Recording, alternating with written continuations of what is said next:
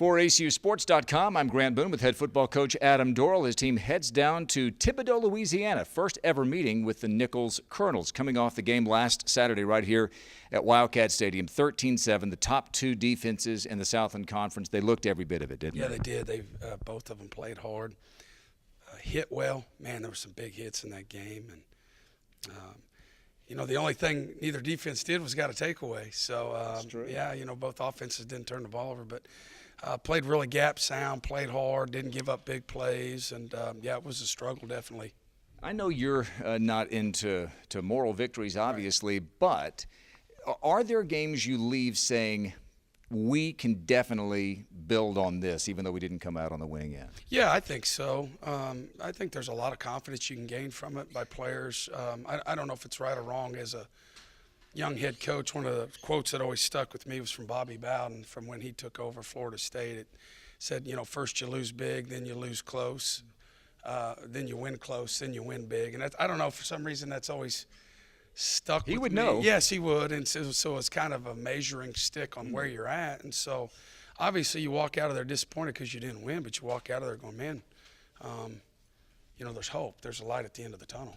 Offensively, do you measure how your unit did based on the fact that that is an awfully good defense over there? You have to take that at least into some consideration, don't you? You do. You have to take that into consideration. But, the thing that it's not acceptable is all the communication errors on the sideline. And that's my fault. I'll take responsibility for that, and we're going to get that fixed. And then, just going back and it's like Sunday, 1 o'clock, 2 o'clock, you start dissecting, and it's like, man, I wish I would have known at that point what I knew now. Just with some of the stuff we were trying to do, and our players just kind of said, man, we weren't super comfortable with that. So that's something you learn from.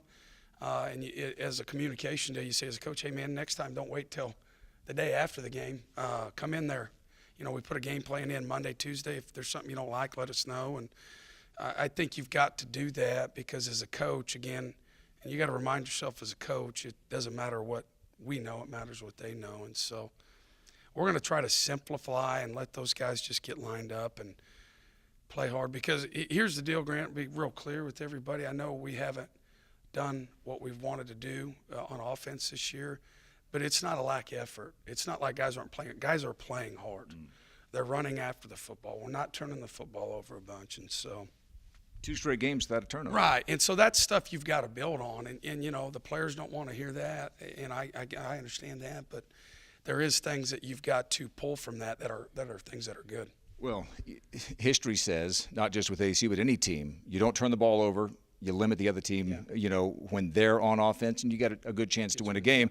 You get another really talented defensive front. Did we tell you this when we hired you? There's some really good defensive lines in the Southland Conference. It's another good one at Nicholls, isn't it? Yeah, I call them dudes. There's some dudes running around in this league, and they certainly have them.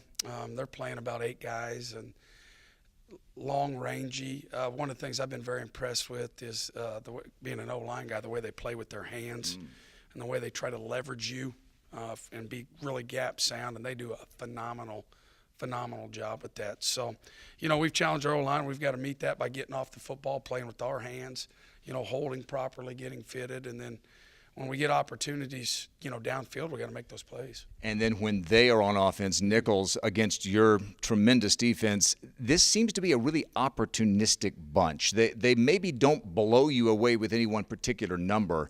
They've got a dynamic receiver in Damien Jean-Pierre, and they just seem to make plays when they really have to make them. Yeah, what I've noticed is they do a really good job of setting stuff up, and they're very patient because they know their defense is good.